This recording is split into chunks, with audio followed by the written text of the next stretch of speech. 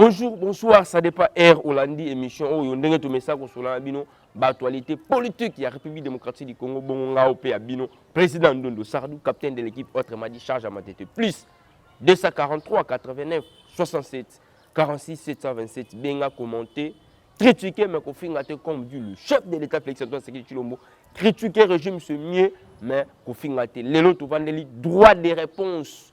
Il y a soi-disant maître et avocat. Nous sommes venus répondre automatiquement et puis directement. La maître avocat, soi-disant maître avocat. Et je te mets en garde, maître avocat, quand vous êtes devant la télé, mon ami sur le bateau, vous êtes la combo première dame, Maman Denise Nyakero, qui est contrat échangeant comme la fondation. Je te mets en garde, monsieur. Tu te parles aussi, tu es l'un de l'IDPS. Je te mets en garde. Ce que vous allez sur la TV, aujourd'hui tu fais mon lieu par Katumbi. Aujourd'hui tu fais mon lieu par Kabila. Il ne faut pas citer le nom de la première dame. Justifiez mon nom, monsieur. Je te mets en garde. Et, na Sireyo, vous avez à la mouka. Vous avez à la mouka. Et l'un de l'UDPS, il ne peut pas venir oser, aussi au vu de tous, na combo la première dame, Denise Nyakero. Je te mets en garde, soi-disant maître avocat. Droit de réponse de maître avocat. Il a parlé concernant le contrat. Et je vous confirme, bel et bien, le contrat a été signé. Mais qu'on signe un contrat, le contrat a été signé par le gouvernement congolais et le groupe belge Joyce. Le gouvernement congolais a signé un contrat. Le gouvernement congolais a signé un contrat dans le groupe belge Joyce. Entremise, il y a ministère, il y a budget. Quand on va signer un contrat, le contrat est signé parce que Senapi, Service national des approvisionnements et de l'imprimerie, ils ont la meilleure imprimerie Afrique centrale. Quand le chef de l'État a vérifié, à comprendre qu'ils ont un Renapi. Renapi est coup fort un chef de l'État comme mais non, un grand pays comme Congo, vous n'avez jamais meilleure imprimerie dans le Boka-Nabiso. Les imprimés de valeur de la République démocratique du Congo, le chef de l'État a réfléchi à l'objet non. Et loi modifiée, il y a une entreprise publique comme ici à Renapi, le chef de l'État l'objet non. Il faut le gouvernement signer un contrat dans le groupe belge Joyce. Tu signes un contrat. Tu signes un contrat pour Anine. Pour tu comprends que dans le Senapi, il n'y avait rien. Matériel et autres, ils ont quitté. Le groupe belge Joyce a signé un contrat. Et quand tu signes un contrat là-bas, le groupe Joyce Base à lobby a fait la commande de la machine. Il a fait son commande. Quand on a fait la commande, le 20 mars 2022, Covid-19 est. Quand Covid-19 est, le groupe Belge Joyce a fait achat il y a une nouvelle machine pour y aller dans la pi. Quand on a fait le 20 mars 2022, Covid-19 est. Oyo est paralysé qui monde entier, kaka biso na Congo te. Et paralysé qui sur tout le monde entier et quoi ça qui économie à partout et kanga qui va entrer na ba sortir surtout biso na Congo, tout ça qui l'économie moko extraverdi, tout importera trop mais tout ça qui quand même la président Oyo a mis sa volonté politique pour que notre pays aille en avant. Il y avait des avancées par rapport à pays mususu. Et tant Covid-19 est bandi yo yebi ba belge ndenge bazaka na bango ba partenariat soko signer un contrat soué na ezaka ka gagner mosona tant amoni kaka une année passée pour Covid-19 ezo ki biso 2 ans tant amoni kaka une année passée à comprendre que il faut attendre ba intérêt na ye a céder na contrat ko céder contrat au PP qui samité na loi au PP mibeko pe qui samité qui a céder na contrat. Ils ont un article, mon côté, ceux qui ont cédé contrat, ils ont ma BT. On m'a dit que ça m'a même pas. Ceux qui pour tali, dans l'article 19, il y a contrat, et le bien était événement majeur. Événement majeur, né là qui est au Congo. À travers événement majeur, là qui est au Congo, né ça qui était groupe belge Joyce, va céder dans mon contrat. Au article 19, il y a contrat, et puis qui c'était moto a cédé dans le contrat. Le groupe belge Joyce va céder contrat. Tant qu'on va céder contrat là-bas, tu vas aller sur Koluka, tu signer un nouveau contrat. Tu veux signer nouveau contrat. Nouveau contrat, donc signer la société FDN. FBN. Il y a monsieur Djibril Seyo. Le soi-disant maître avocat. Le monsieur Djibril Seyo a signé contrat bel et bien, en bonne et due forme, je vous confirme. Monsieur Djibril Seyo a signé le contrat avec Sinapi en bonne et due forme. Mais ce n'est pas le DG Bill Youssouf Sambi qui a signé le contrat. Le contrat a signé au gouvernement congolais. Le DG Bill Youssouf Sambi, chef direct ministre à budget. C'est le ministre qui va discuter avec le gouvernement congolais après signer le contrat. Soit disant maître avocat à Yébité. Quand il parle de la contrat, Azo signe sa contrat DG Bill Youssouf Sambi. Mais tu es ignorant. Azo signe sa contrat avec la première dame, Maman Denise Nyakero. Je te mets en garde, messieurs. Il ne faut pas hésiter le nom de la première dame. Je te mets en garde. Soit disant maître avocat dit. Tu es le de l'IDPS. Tu es en train de cracher. Aussi au vu de tous, dans combo maman, première dame. Je te mets en garde, messieurs. Que ce soit la première et la dernière fois. Si tu es devant la télé, je te fie l'argent. Si tu as mangé l'argent de Katoumbi, ça ne nous concerne plus. Si tu as mangé l'argent de Gabila, ça ne nous concerne pas. Si tu as mangé l'argent de la Mouka, ça ne nous concerne plus. Il ne faut pas venir cracher. Aussi au vu de tous, dans combo maman, désigne que je salue en passant, je te mets en garde, monsieur. Tu veux qu'on soit un nouveau contrat. Il y a la société FBN. Oh, le monsieur Djibril. Le monsieur Djibril a signé le deuxième contrat. Monsieur Djibril paie, la bonne foi, paie bonne volonté à Zaki Nango, la société, le chef de l'État, Félix Antoine Tshisekedi Tshilombo, a mis sa volonté pour que notre pays aille en avant. Alors, les imprimeries de valeur, il y a l'État congolais, il y a la privité. Il y a premier service, il y a l'État qui est Sénapi, et créer le Congo pour la biche emploi, et continue bon. Le monsieur Djibril Seyo, il a commencé, il y a sa manœuvre, à sa commande de machine à Turquie, à bouger la Turquie, à sa machine. Il a commencé parce que ça prend du temps. Pour commander ma biloko ya la Kin, ça prend du temps. Et monsieur Djibril Seyo abundi. Premier lot de machines le 9 novembre 2022, après 2 ans. Pour ceux qui ont eu Sinapi en 2020, il n'y avait rien. Ils avaient une chaise en plastique, ils avaient une table en plastique, aucun bureau n'est climatisé. Et M. Djibril Abundi, il a réussi le machine. Le 9 novembre 2022 à Kinshasa, regardez, j'étais présent. Les humains ils sont là. Vous voyez, image en moi là. Voilà tout ça la port ya Ledia. Tout le monde la port ya Ledia. On a nous au monio toujours ya lanzira, n'ento que zo ba toujours qui est importé ba les imprimés de Valeria, voilà kata mutu ka to kende. Image wa bomo na kata port ya Ledia. Biloko kiti. Image wa bomo ni to na ba biloko. Première lot le 9 novembre 2022 en Kinshasa, les premiers lots bel et bien étaient à Kinshasa. Merci M. Djibril. La volonté de la Kisi Mokondiambo, le chef de l'État, le baki Moka ici Koufa. Et le quoi koiba esa tem soto ko bongisa. Ko bongisa mboka esa. Ba machine ya technologie moderne. O sombaki na Turquie et kitaki le 9 novembre 2022 et si ezana Sinapi. Balinga te le chef de l'État le baki to ko bongisa. Ko bongisa mboka esa ba nouveau machine moderne. O yaki le 9 novembre 2022 ezana Sinapi. Ba image ngwana. Mes images parlent à ma place. Les images sont là. Les images sont là. Mes images parlent à ma place. Et le deuxième lot, tel que je parle ici, le deuxième lot, c'est la boîte. Le deuxième lot de nouvelles machines, il y a la technologie moderne. Et ça, et outil Turquie. Merci, M. Djibril. Nandengo confondre, soi-disant le maître avocat, au l'un de l'IDP. C'est un katoumbiste. C'est un katoumbiste, je vous dis. C'est un katoumbiste. Le loi congolité va vous aider. Nous sommes là. Derrière le chef de l'État, le deuxième lot à bientôt à Kinshasa. Deuxième lot, la Bissibino, Kalamine, et en plus, bah, image, on a bien. Dans le service, il y a numérique. Tout ça, la machine, moko, industrielle, moderne, na Afrique, ils ont à déplacer.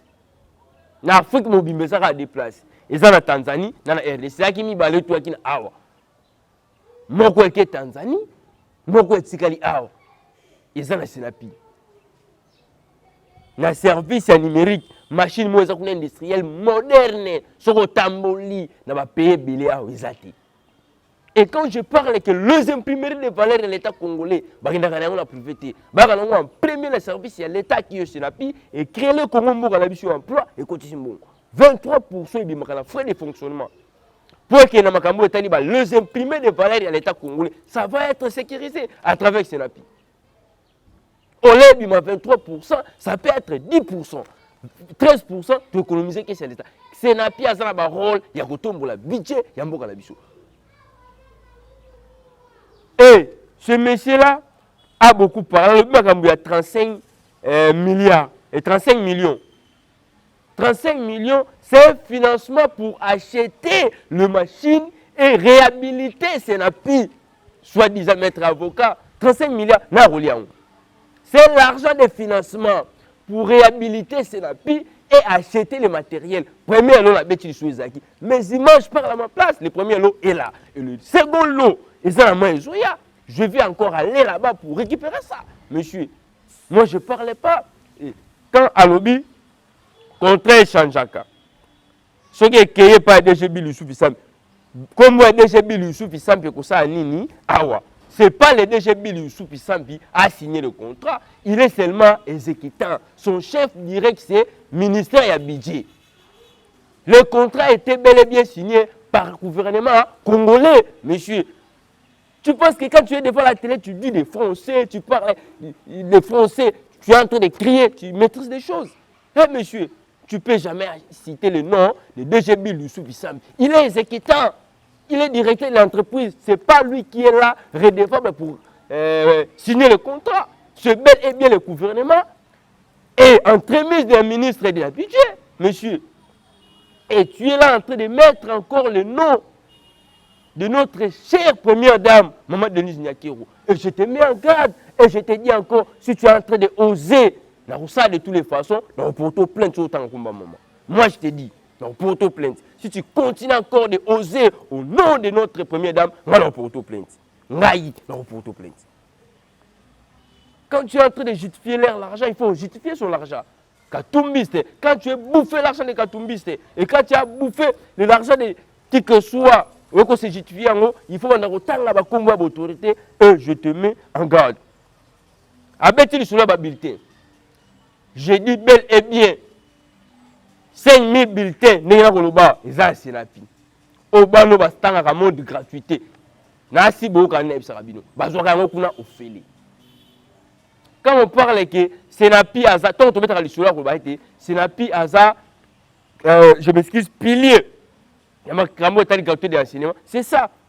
On fournit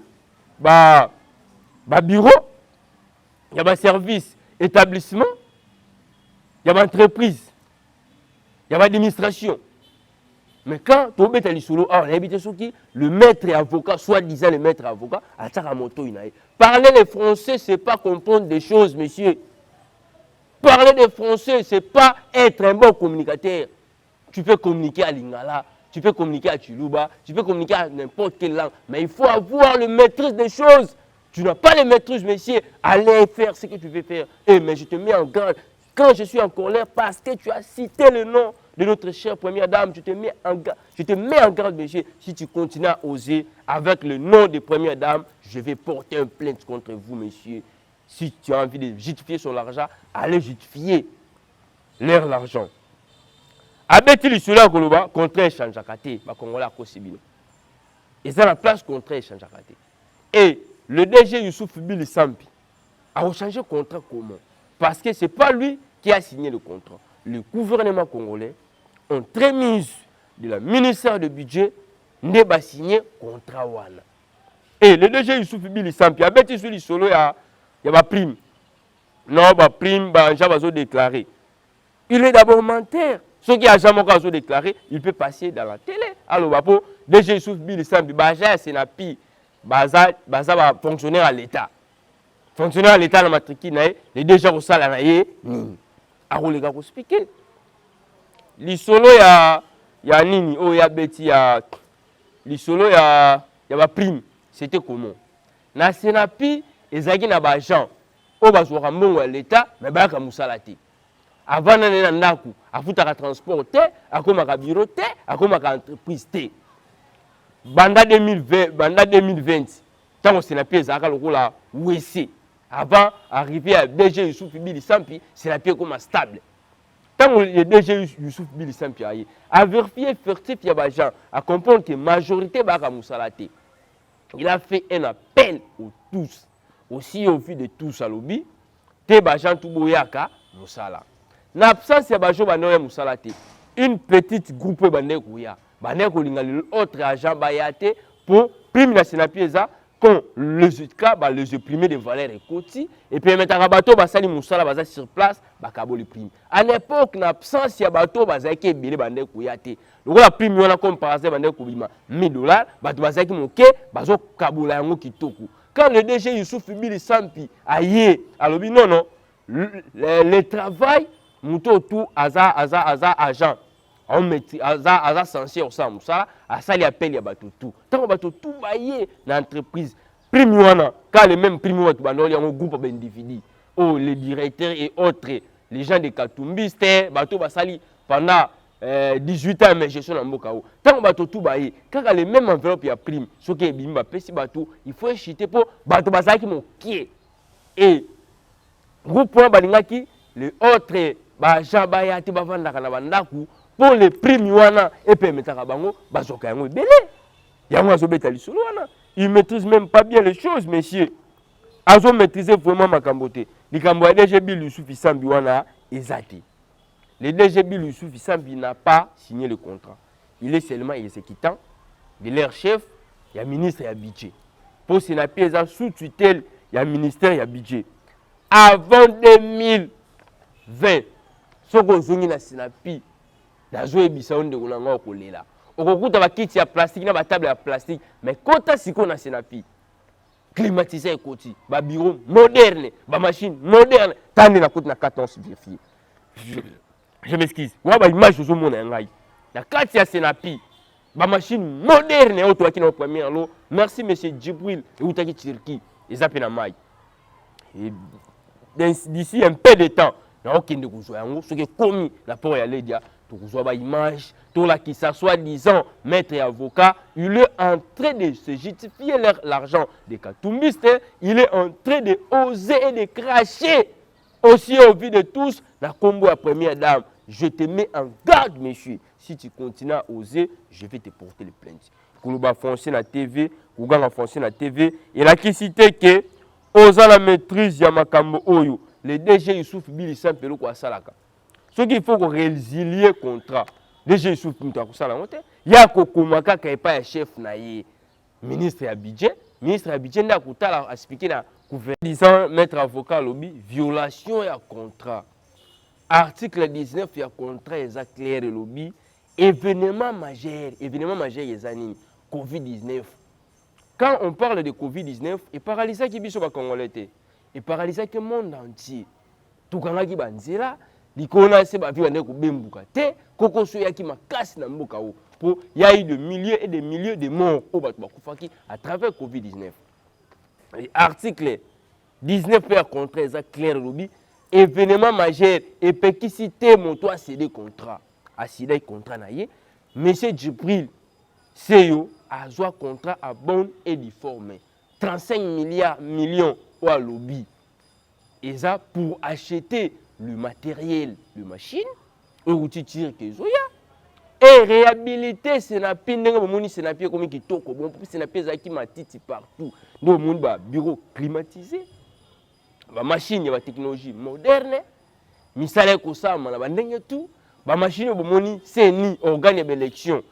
A salisi babiloko na Senapi et ça ba machine outil Turquie oyo le contrat a été bel et bien signé et respecté par monsieur Djibril oza partenaire ya Senapi oh le chef de l'état comprend qui était Senapi ezalaki Renapi ezaki meilleur imprimé ya Afrique centrale et kufaki depuis 1990 sous l'inspiration du chef de l'état Félix Antoine Tshisekedi Tshilombo ezongi nde asengaki partenaire wana ya pour relancer encore Senapi et commander comme lelo. Ce qui Senapi et comme lelo, et ça volonté politique du chef de l'État Félix Antoine Tshisekedi Tshilombo. Na mosa qui toko ya DG Youssouf Bili Sampi, DG actuel aux intérim.